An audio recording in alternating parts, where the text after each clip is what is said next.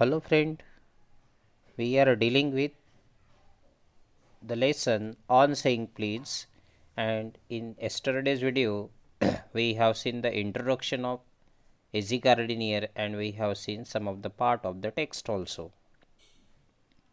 Now let me repeat in 1 minute what happened. The young lip man in a city office who threw a passenger out of his lift the other morning and was fined for offense was undoubtedly in the wrong. What happened?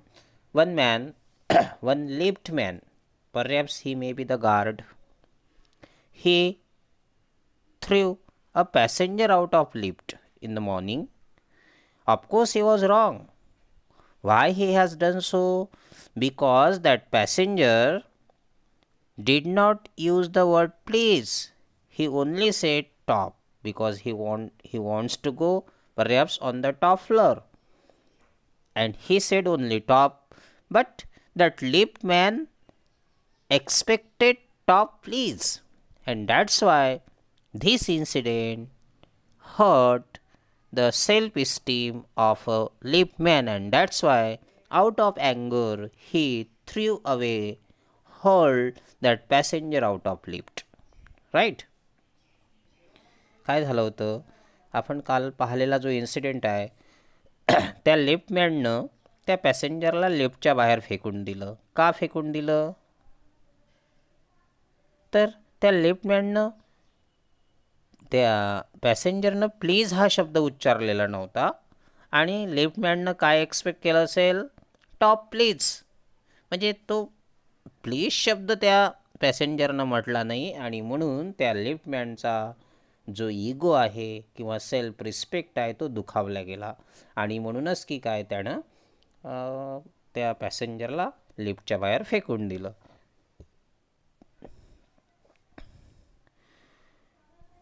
This means it was a question of please.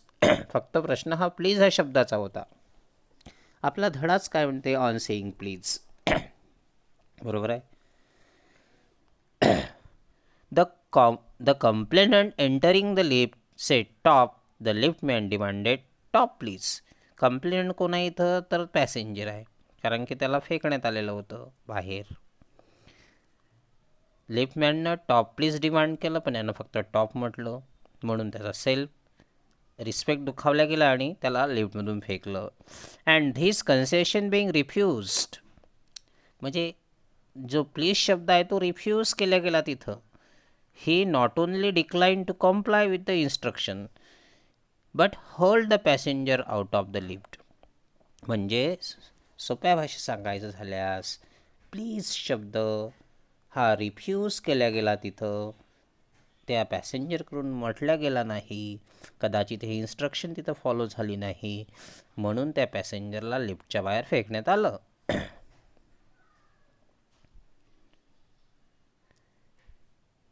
This of course was carrying a comment on this of course was carrying a comment on manner too far. आणि हा जो incident आहे म्हणते, या incident कशाबद्दल आहे? On manners to फार.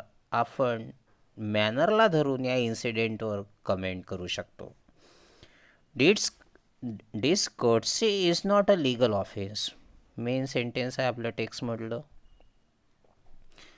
डिसकर्टसी means a lack of courtesy, rudeness, उद्धटपणा, असभ्य वागणं हा कायद्यानं गुन्हा नाही आहे. म्हणजे आपण असभ्यपणानं वागू शकतो, त्यावर कायदा काही करू शकत नाही.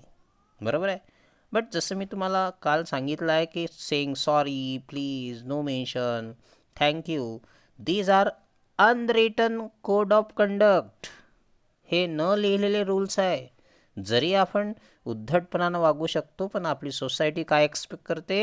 One should behave well. Okay. So discourtesy is not a legal offence. It does not excuse assault and battery. म्हणजे जर आपण असभ्य वागत असेल तर हा कायद्यानं गुन्हा नाही आहे. and it does not excuse assault and battery. Assault and battery means an attack which include not only threats but also actual use of violence. Assault means attack, म्हणजे असा अटॅक धमकी पण देणं आणि मारणं. म्हणजे एखादा व्यक्ती जर रूडनं जर वागला, उद्धटपणानं वागला, तर आपण त्याच्यावर त्याला धमकी आणि त्याला त्याला व्हायोलेंट करू शकत नाही. म्हणजे डिसकर्टसी या कायद्यानं गुन्हा नाही आहे. आता इथं उदाहरण दिलं, if a burglars break in to my house and I knock him down. एखादा जो बर्गल म्हणजे चोर, घरफोड्या, जर एखाद्या चोरानं, लेखक म्हणतो की माझं घर फोडलं, and I knock him down, मी त्याला पकडलं, मी त्याला मारलं, पाळलं, the law will acquit me. Law काय करेल? मला माफ करेल, मला निर्दोष म्हणून मी प्रूव्ह होईल. And if I am physically assaulted, जर मला काहीतरी फिजिकली माझ्यावर फिजिकली जर अटॅक झाला, शारीरिक अटॅक जर झाला, it will permit me to retaliate with reasonable violence. कायदा पण मला परमिशन देते टू रिटॅलिएट, म्हणजे तशाच सारखा अटॅक करणं विथ रिझनेबल व्हायलेन्स. जर त्यानं मला मारलं असेल, मी जर मारलं, तर कायदा मला त्यासाठी परमिट करतो. It does this because the burglars and my assailant have broken the quite.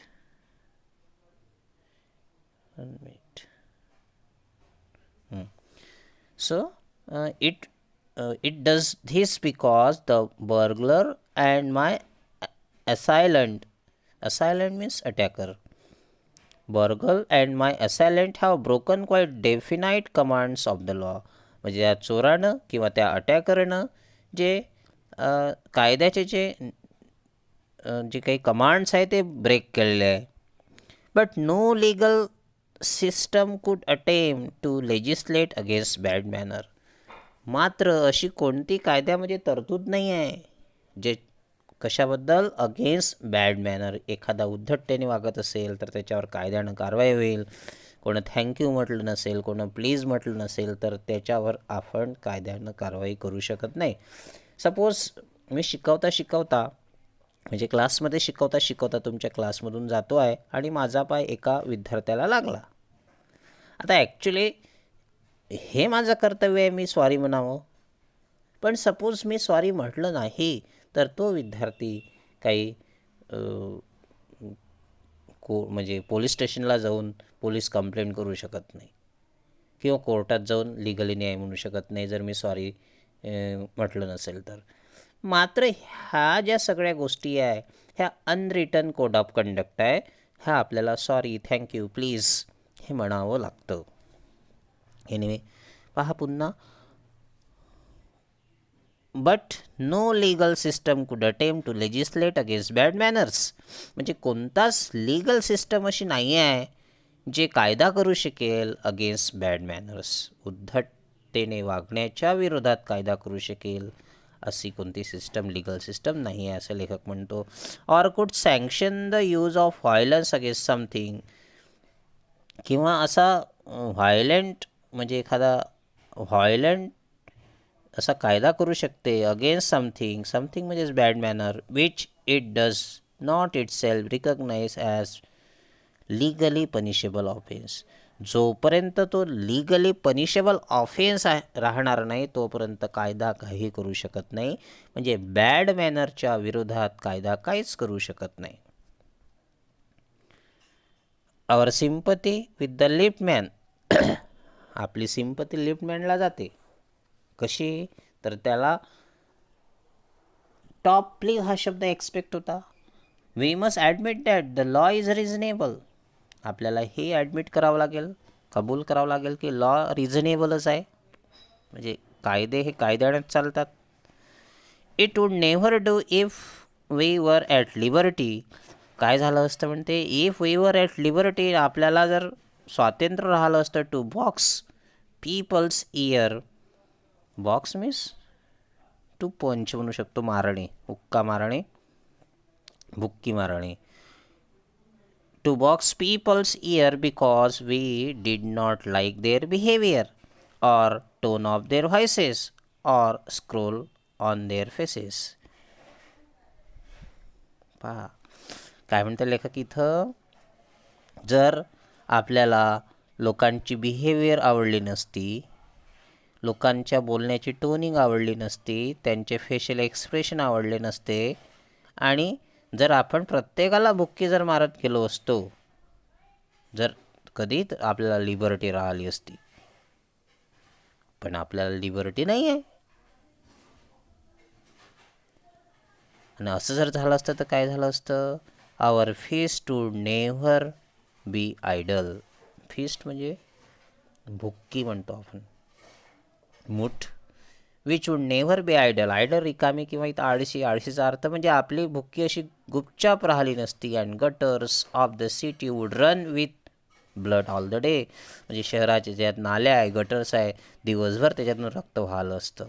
पहा याचा पूर्ण अर्थ सांगतो मी काय.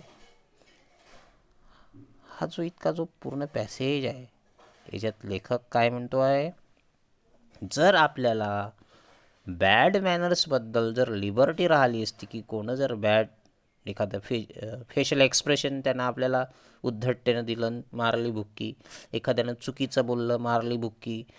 एखादा थोडासा बिहेवियर चांगली दिसली नाही, मारली बुक्की. कोणं थँक्यू म्हटलं नाही, मारली बुक्की.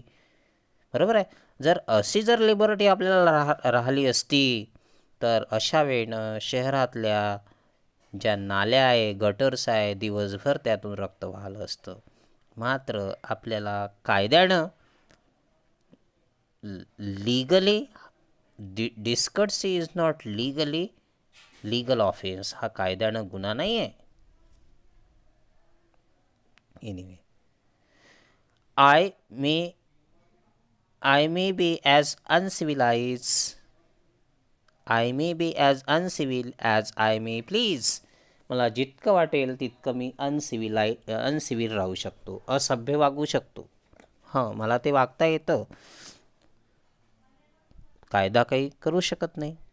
म्हणजे जितकं मला अनसिव्हिल राहायचं आहे तितकं मी कदाचित राहू शकतो, उद्धटतेने लोकांसोबत वागू शकतो. And law will protect me against violent retaliation. जर मी उद्धटतेने वागलो आणि जर मला कोण मारलं, तर ऑफकोर्स कायदा मला प्रोटेक्ट करेल. पण मी कायद्यानं अनसिव्हिल राहू शकतो. अनसिव्हिल म्हणजे discourtesy, not behave well with people. Okay, असं मी वागू शकतो जितकं पाहिजे तितकं. एक. मग नंतर काय म्हणते लेखक, the law will protect me against violent retaliation. जर मला कोणं फिजिकली मारलं, मी उद्धट वागलो आणि मला जर कोणं फिजिकली मारलं, तर मी त्याच्या अगेन्स्ट जाऊ शकतो, किंवा कायदा माझं प्रोटेक्शन करू शकते, जरी मी अनसिव्हिल राहिलो तरी. कारण की असभ्य वागणं हे कायद्यानं गुन्हा नाही आहे. आय मे बी हॉटी उद्धट. आय मे बी हॉटी और बुरिश और र्यूड. मी हॉटी राहू शकतो, र्यूड राहू शकतो, किंवा अनकल्चर्ड वागू शकतो. अँड बुरिश मीन्स अनकल्चर्ड, असभ्य किंवा र्यूड. मी असं वागू शकतो. And there is no penalty to pay except the penalty of being written down and ill mannered fellow. लेखक म्हणते मी उद्धटतेने वागू शकतो, र्यूड वागू शकतो, हॉटी राहू शकतो. कारण and there is no penalty to pay. मला काही पेनल्टी पे नाही करावं लागणार आहे, ड्यू पे नाही करावं लागणार आहे. एक्सेप्ट, फक्त काय करावं लागणार आहे, penalty of being written down and ill mannered fellow. म्हणजे कुठेतरी माझ्या एखाद्या सर्टिफिकेटवर काय राहील म्हणते तो, असं एखादा शब्द राहील, इल मॅनर फेलो म्हणून. पण कायदा इल मॅनर फेलो असणं म्हणजे कायद्यानं काही तो गुन्हा आहे काय? नाही. सोसायटीमध्ये बरेचसे व्यक्ती आपल्याला पाहायला मिळते, आपल्या समाजामध्ये पाहायला मिळते, शिव्या देणारे लोक आहेत. पण शिवी देणे ही गोष्ट वेगळी आहेत. कायद्यानं आपण कदाचित जाऊ शकत असेल. इथं फक्त बॅड मॅनर्स म्हणते. कळलं का लक्षात? लेखक म्हणते की मी बुरिश राहू शकतो, र्यूड वागू शकतो, हॉटी वागू शकतो, मला कोणती पेनल्टी पडणार नाही. फक्त पेनल्टी किती माझ्यावर येईल? फक्त penalty of being written down an ill mannered fellow. मला इल मॅनर्ड फेलो म्हणून असं कुठंतरी लिहिल्या जाईल. कायदा कोणतीही तरतूद माझ्या अगेन्स्ट करणार नाही. The law does not compel me to say please. कायदा मला प्लीज म्हणण्याचं फोर्स करू शकणार नाही.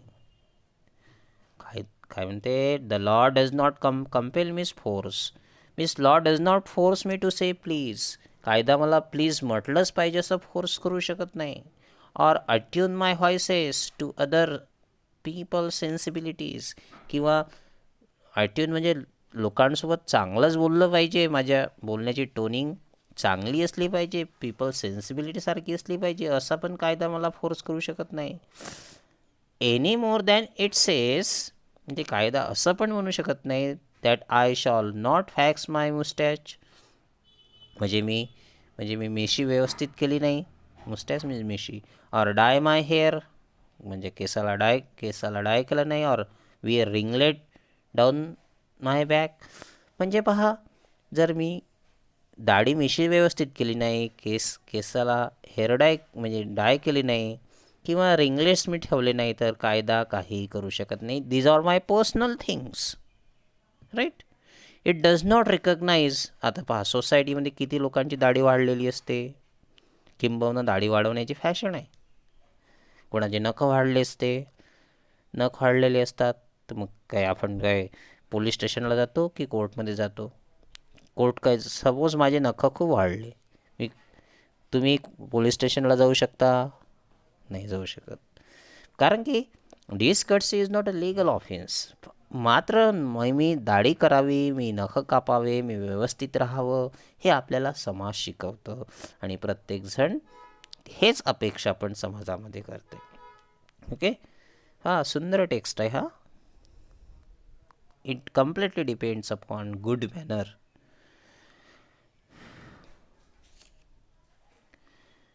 It does not recognize the laceration.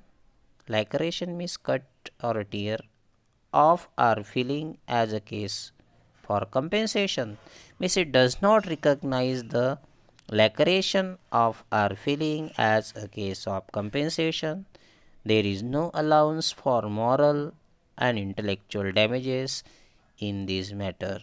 म्हणजे इथं काय म्हणते आहे, असा कुठलाही कायदा नाही आहे for moral and intellectual damages in this matter. कोणी मॉरली दुखावल्या गेलं असेल, इंटलेक्च्युअल डॅमेज झाला असेल, तर आपण लिगली पोलीस स्टेशनला किंवा कोर्टमध्ये जाऊ शकत नाही.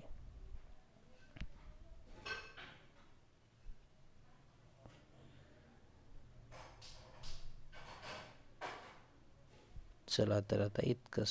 नंतरचा पॅसेज आपण नंतरच्या व्हिडिओमध्ये पाहूया.